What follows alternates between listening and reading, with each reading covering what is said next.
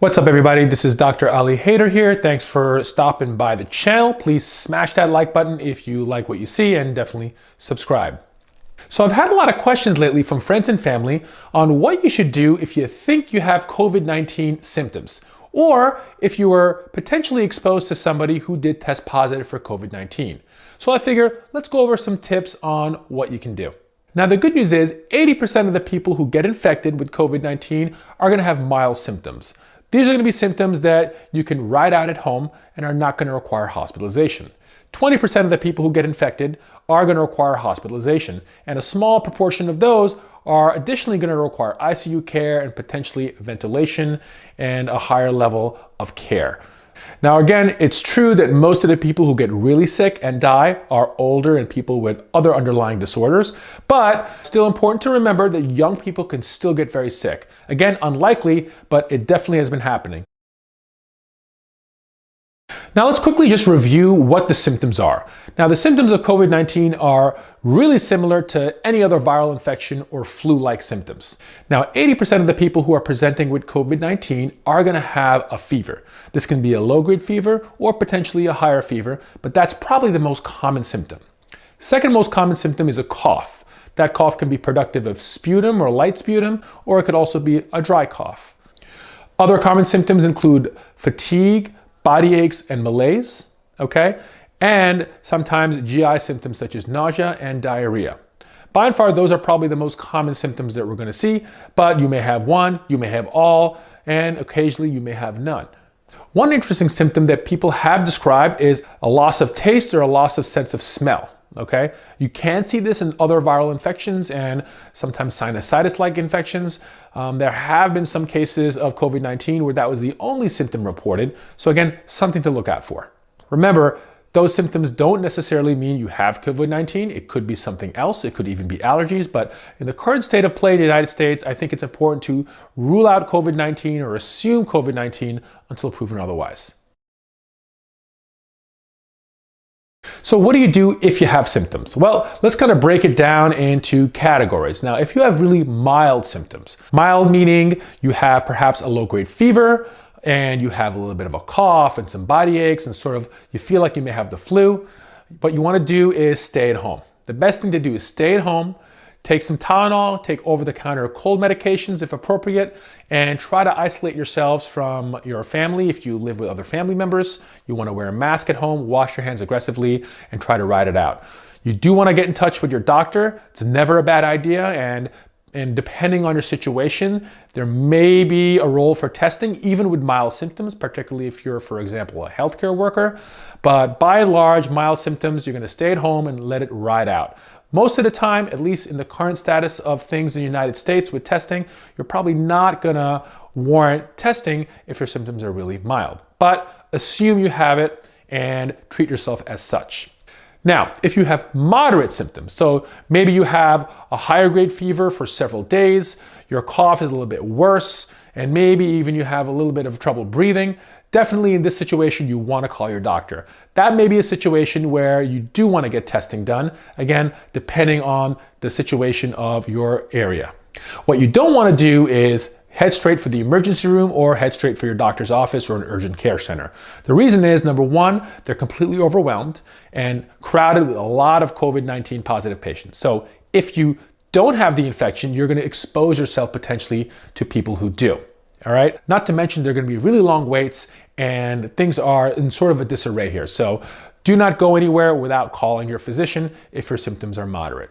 Now, if your symptoms are severe, meaning you've developed chest discomfort or shortness of breath and difficulty breathing, particularly if the breathing has gotten worse over a short period of time, such as over the course of 24 hours, that's a situation where you want to call 911 and play it safe. Now, EMS is overwhelmed in a lot of places, particularly in New York City. I think they had 7,000 calls on Thursday alone, which was, I think, a record for them. So EMS is very inefficient right now, so you have to take that in mind. Another reason not to call if you only have mild or moderate symptoms, let the EMS handle the people who are a lot sicker, okay? So again, if you're not sure and you're not feeling completely crummy, call your doctor and try to get some guidance. Now, if you don't have a doctor, what you can also do is Call your insurance company. There's a lot of teledoc services and telehealth services where you can get a physician on the line or even video chat, and they can help you figure out whether or not you may need to go see a doctor or you may need to get tested. So use those resources. You can also go online from your local town and city and try to find out where there may be availability to speak to a physician on the phone, because these services are popping up to let people stay home but still have access to a physician if they otherwise didn't have one. Now, if it's up to me, we would test everybody. Broad testing, kind of what South Korea did and what Singapore did. They tested people who were symptomatic and asymptomatic. That way they were able to isolate the patients who actually were COVID-19 positive, even the ones who didn't have symptoms. Because remember, there is a large chunk of people who have zero symptoms but could still spread the virus. Now, in the United States right now, we're still not up to par to be able to do that. Testing is still very limited. In certain areas, it's more widely available, okay? So what you want to do is definitely find out what the status of testing is in your town. You can go to your town's local website and get that information, or even call the town hall and try to find out what the status of testing is, if drive-through testing is available. Now there's drive-through testing that's been popping around, all right, and these may be avenues for yourself to get tested if you have mild or moderate symptoms. Now remember, these drive-through centers are appointment only, so don't just show up somewhere. Make sure you call first, and you can find that information online. It is important to note that even if you have mild or even moderate symptoms that's not going to require a hospitalization, testing is not necessarily going to change management. We don't have any approved medications for this, so it's just supportive care. The importance of testing is so you can more aggressively isolate yourself and potentially track back all the close encounters you've had to isolate those people. But it's not going to change your management unless you're hospitalized. The most important people to get tested are hospitalized patients and healthcare workers, so we can really pay attention to the sick people and the people who are taking care of these sick people.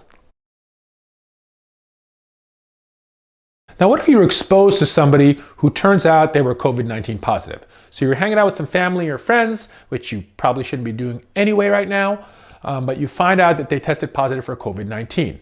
Now, it's also important to note that transmission is generally with close contact for prolonged periods of times. So if you walk by somebody on the street, chances are you're not going to get this virus. But if you were in the same room with somebody for an hour or two and potentially touched the same surfaces and had some close contact, that may be a situation where your risk is a little bit higher.